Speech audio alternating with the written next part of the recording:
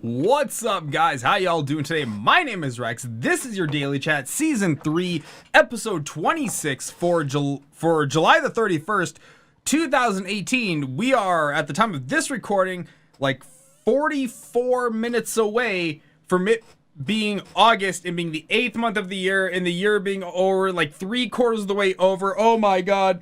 Time is moving so fast. It's unreal. I just can't believe how fast time is going by. This summer feels like a blur now, and I don't know what the 7 hex happened, but for some reason in Calgary, it is so hot. Like, I am legitly sweating like crazy right now. I haven't worked out for over 12 hours. It's just so hot. It's like plus 30 right now. Oh my god, kill me. Just sweet death, take me away. Now, amazingly enough, I actually only had one topic to talk about today. Okay? But it actually turned out that there was some other tech news and one actual tech story I am now more interested in than the actual topic I wanted to talk about today. Some days you don't get lemons, you just get lemon pie, and today's a lemon pie day, Billy. So let's kick this off, and let's start with the sadder of all the stories today. And that is, an Amazon staffer is posting YouTube videos of herself living in the Amazon warehouse parking lot after an accident at work. Now, for those of you that don't know what I'm talking about, there has been incredibly damaging news. Well, not so much damaging per se, but there's been news coming out from Spain, from the rest of Europe, from America, of just horrible conditions that Amazon fulfillment workers are having to live through. They're having to urinate in bottles, not take bathroom breaks, work extensive numbers of hours. It is really a hellhole. And having worked at the Walmart warehouse back in the early 2000s, I can tell you that sucked then. I can't imagine how much it must suck now. I'm probably, because like, while I was at a Walmart warehouse, we weren't fulfilling orders like Amazon is, okay? So,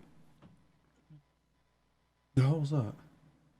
Anyways, so this Amazon worker got hurt, loading up packages or doing something, but the piece of equipment she was working on did not have any kind of safety equipment, was missing a valuable piece of safety equipment, and as a result, she hurt her back. Now, she was on workers' comp, and when they were only giving her $286 worth of workers' comp, that wouldn't cover anything because they only cover travel if the doctor you're seeing is more than 30 miles away. So because of that, her entire workers' comp was now being used for travel. Well, that's unfortunate because she got evicted from her apartment and is now living in her car at the warehouse parking lot. How depressing is that? As someone breaking in to tie up and ship you to China? Wouldn't surprise me. But yes, so now she's living in the Amazon parking lot. She started a GoFundMe page. She got evicted from her apartment, or not even from her apartment. She got evicted from her trailer park. But she's trying to look for $5,000 to, raise up everything. And there was a very good point that she brought up herself, and that was, I work for the richest man in the world. Jeff Bezos, worth like an estimated $150 billion. But yet, his employees are living in the parking lots of his company. That's not okay. It's never okay. Like, the fact that this is even a thing, the fact that the company makes so much money. Mind you, Amazon retail actually doesn't make that much money. Amazon retail only nets like $2 billion in profit, which is really not that much money. But AWS, Amazon Web Services, nets just an enormous amount of money. It nets like a stupid amount of money. So I'm just kind of shocked that this is what it's coming down to. Like, it wasn't bad enough. You had employees afraid to take breaks, employees urinating in bottles. No, you now have employees living in your parking lot. This honestly feels one step away from the old coal mining days of where you go to the coal mine store, where they would pay you in coal mine tokens so you could use it at the coal mine store, but that currency was not valid anywhere else. It was basically the Disney bucks of the old industrial age, and that's what this is starting to kind of get the scent of. It's starting to get the whiff of now. In other craptastic news, Steam game accused of scamming players and running crypto mining on the back end. A game called Abstraction has now been taken down from Steam. It was found through several comments and negative reviews that not only was it using stolen assets from games like TF2, but it actually was mining cryptocurrency using the gamer's computer. This is something called crypto jacking. And yeah, it's crazy that this was actually happening. And mind you, Steam quality control is low on a great day. I mean, like the stars align and the baby Jesus is born kind of great day. We can call Steam service poor. More often than not, it is non-existent. The fact that they've even taken it down is a absolute shock to me. I don't think I ever would have put money down seeing Steam would actually take action against a game doing something like this. In fact, I don't even think this is the first time we've heard this story. This is really, I'm almost positive another game has done this crypto jacking thing before, where they've used the user's computer, the customer's computer, to mine cryptos on the back end. It's a horrible practice, and I'm not surprised it exists, don't get me wrong. And in some actual ways, I'm really jealous I didn't think of it first. In a lot of ways, I'm jealous I didn't think of it first. But still, that's so scummy. Oh, that's a scummy thing to do. But I'm glad they finally took action. I'm glad they finally did something about it. That's a good sign. So yeah, you can't buy Abstraction now, and if I was you, I wouldn't buy it anyway, even if it went back online. And this is also why you only buy AAA games, or at least games from a reputable developer. If you don't know who the developer is, you know what? Just stay off of it. Go to Twitch, wait a few weeks for something like this to break. If you don't see news like this, then you know what? You're probably good. If you see news like this, you know to stay away from that dev forever. Now, unfortunately, the people who make Abstraction are probably going to fold the company, come back under a different name. Happens all the time. It's called Chameleon. And yeah, it's probably going to restart the cycle all over again. I don't like criminal activity, but I have to say that was a very smart way. Oh, absolutely. Like I said, I'm wildly jealous I did not think of that first.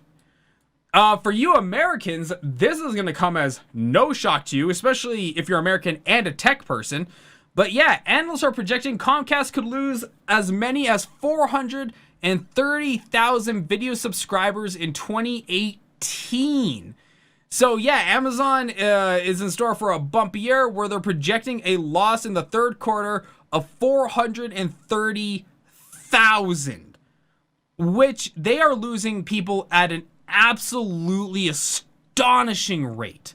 Like, their subscriber base is dropping like flies, but mind you, 430,000 would be enough to kill any small platform.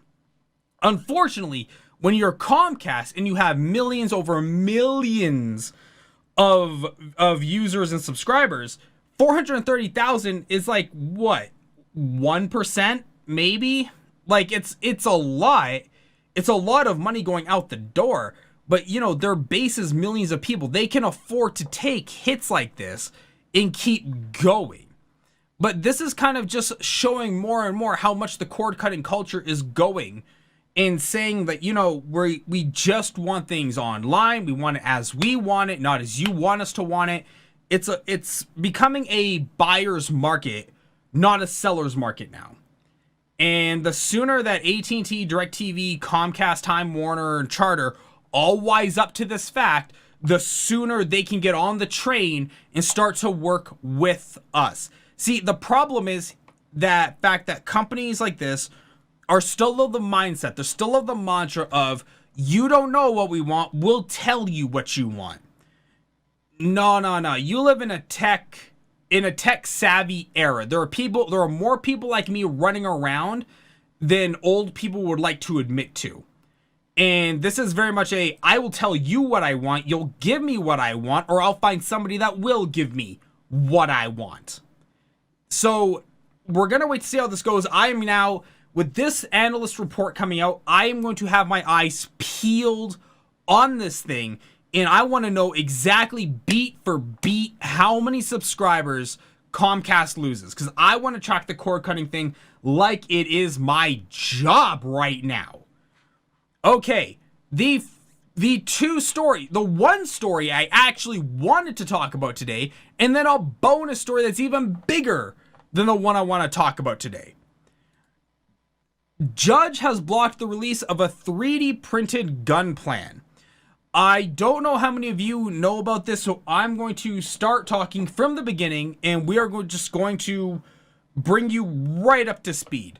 So a few years ago, let's say between 2011 and 2014, a user created plans for a 3D printed gun called the Liberator. It was made out of pure plastic, good for one shot, but it was all plastic and all homemade, okay?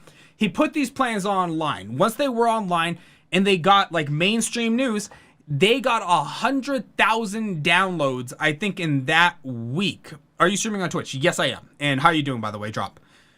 They got 100,000 downloads in that week. Now, a court ruled that you can't do this, or they blocked it and forced him to take it down. But once again, 100,000 downloads in a week. The genie was already out of the bottle. Nothing was stopping that. Since then, the gentleman who has created these plans has been fighting in court, and it was ruled today that while putting the gun online is not, because it can't, they are trying to make the case of it's exporting firearms across state lines. The case was made that he didn't export guns, he created plans, which is computer code, which years ago was declared free speech. Okay? So under that law, they said that this is violating my free speech. You can't do that. And I believe today he won. Now, here's the problem. Lawmakers, politicians, judges, and every other old person who runs that country is saying that this is a horrible thing, that this is something that's going to be the worst thing ever, and we have to put a stop to it today. There's apparently something called ghost guns, where they're guns with no serial numbers, and that's a whole thing. And I learned a lot of this today from the Philip DeFranco show, so to give credit to Philly D, you can go check him out. I'm not going to put a link in the comment box down below because I'm too lazy. Just Google it. Anyways, you can have a ghost gun, no serial numbers. You can make your own gun, no serial numbers. Now, they have a problem with this because it's not traceable and not in any government system. And the thing is, since the time that the Liberator was created, they've gotten pretty good at 3D printing guns. Guns now can have magazines empty through them before they melt. Why am I saying all of this? Okay, let's get to the actual heart of the matter. Lawmakers today are trying to stop the distribution of 3D printed gun plans. They're trying to stop 3D printed guns. They're trying to make it so it is harder to get components to build guns. But this is the point that every old person, everybody seeming to forget. The internet as an infrastructure doesn't have to play by your rules. Not the people on the internet. They do because they are citizens. But I mean the actual infrastructure, computer code to computer code, network to network. It doesn't play by your rules. If I choose to upload a file, guess what? File goes up. It doesn't stop. It doesn't check the law to make sure it's okay. It just goes up. And no number of laws, no number of regulations, no number of anything are going to stop people for making and distributing 3D printed gun plans. Everything I see right now going on, judges trying to stop it, politicians trying to lobby against it, everybody I see trying to put a halt to this are just understandably lacking the technical knowledge to realize that this battle is futile. This battle is already over before it even began. Just because one guy got shut down doesn't mean 300 million other people aren't going to upload their own guns.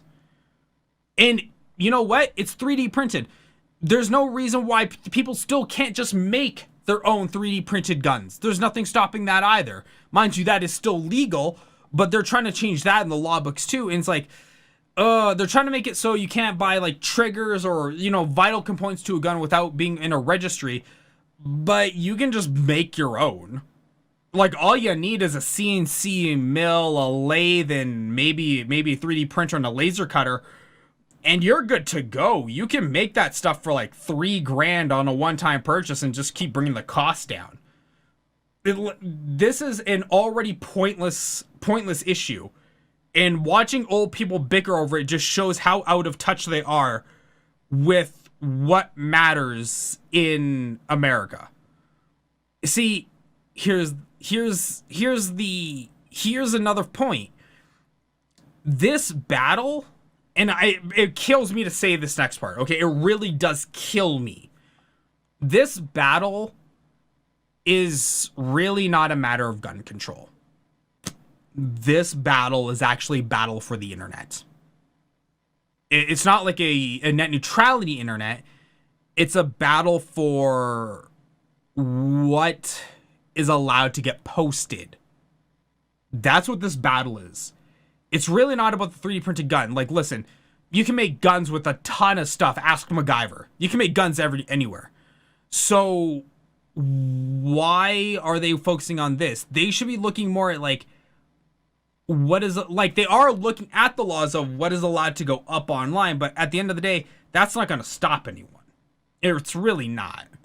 People will bypass that stuff easily. If the government spends $1 billion to build like a law checking software to check your files before they get uploaded, within 5 minutes of it being out, somebody will crack that thing and just bypass it altogether. Why is Rock Richards a piece of garbage? I don't know. I don't even know who that is. Never even heard the name. But yeah, that's how I feel about this. This is not a battle for gun control. This is a battle for the internet.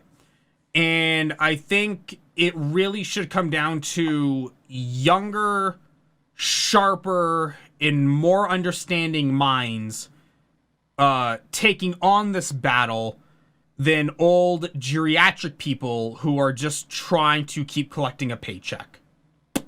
That is where I stand on this particular matter. Okay, this is the final story we're going to move to, and this caught me by total surprise. I did not hear about this until researching articles for today. Logitech is acquiring Blue microphones for $117 million in cash.